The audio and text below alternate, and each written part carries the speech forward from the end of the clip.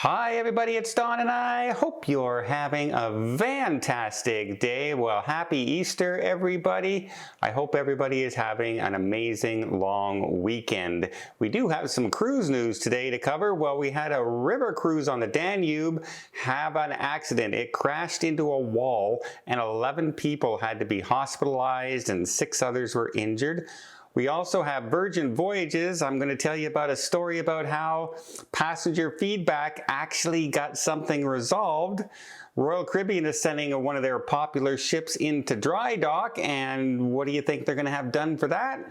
As well as, yeah, the never-ending story of Bar Harbor limiting cruise ships is back in the news again.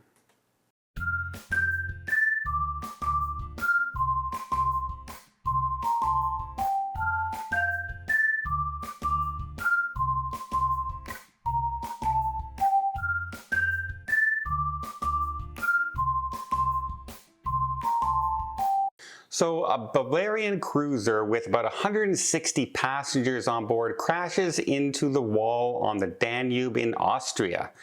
Well, it was so severe that 11 passengers had to be brought to Epperding, I believe it's pronounced, and brought to hospital for treatments. 6 others were injured but treated on board.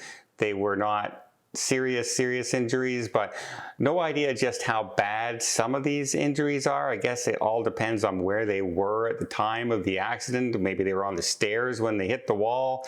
People can fall down the stairs. Maybe they were at the front of the ship when it hit.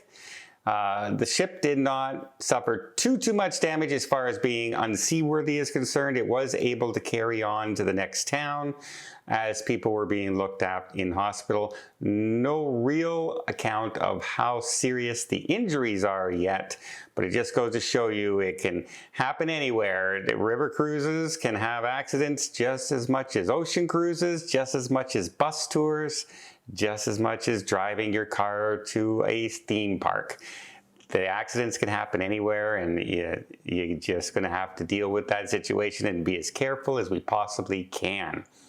Well, Virgin Voyages on the Scarlet Lady recently sent out a letter to their passengers on board, and they were saying that they were changing the itineraries for 2 of their sailings.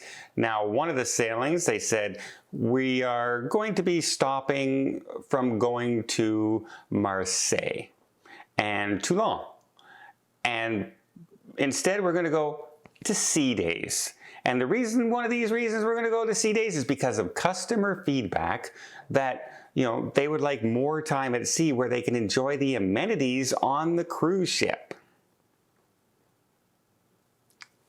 Okay.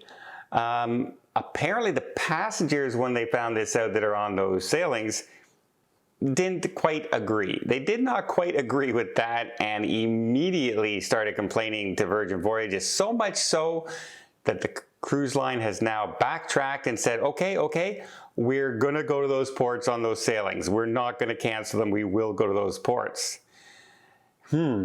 It just seems like to enjoy the amenities instead of going to, you can still stay on the ship and enjoy the amenities whether you're in port or not. So that excuse was basically saying, spend more money on our ship, like our casino and our shops, etc., and we'll make more money and we don't have to pay port fees, etc., etc.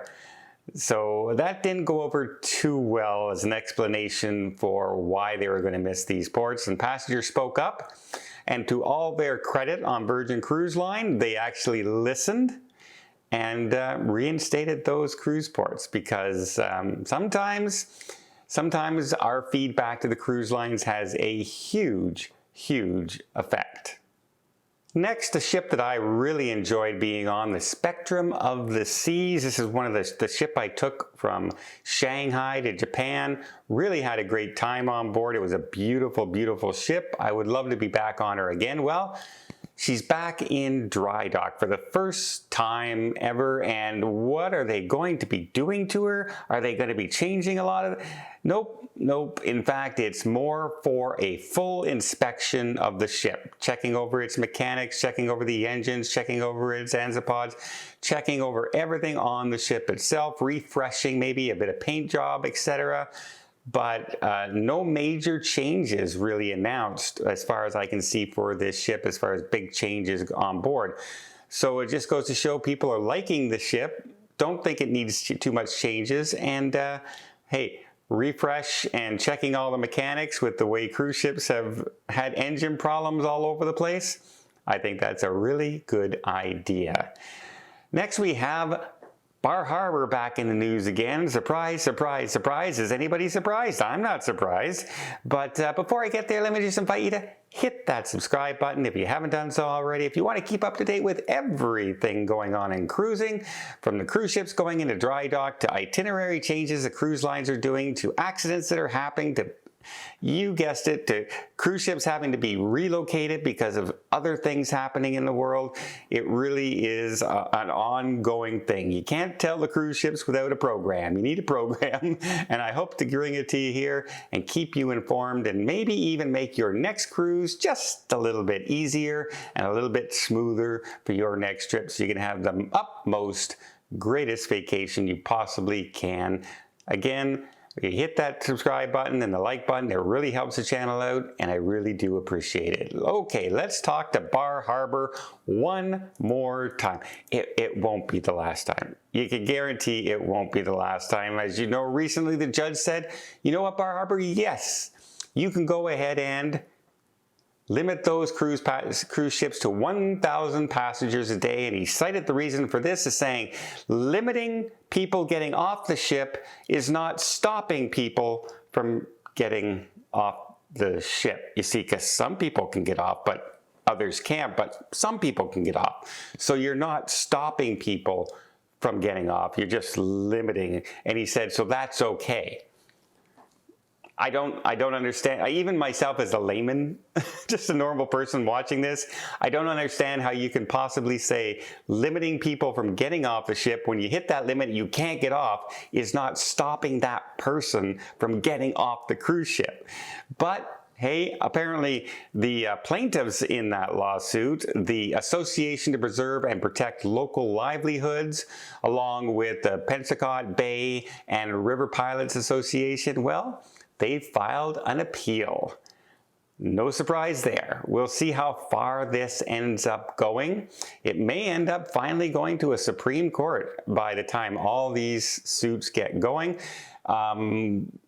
It's kind of the same thing they tried to do in Key West, except the Florida state governor jumped in and changed the law saying you can't interfere with this, and that makes it null and void no matter what they do now, because there's a law in place. They're stuck. They have to abide by that law. There's no such law yet in Maine, so we'll have to see what happens. But is anybody surprised? Is anybody surprised that this lawsuit is being appealed when you have, like, the Port Association, when you're thinking about losing 90% of your cruise business, that the businesses aren't worried, and like the Harbour River Pilots Association's not worried, and the Bay's not worried, who owns the dock? Of course they're worried, because that's going to be a huge income on their part.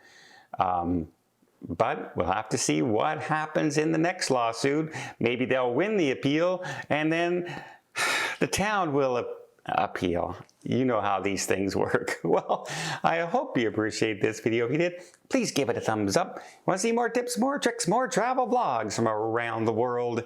Hit that subscribe button. Till next time, have yourself a safe and a great vacation.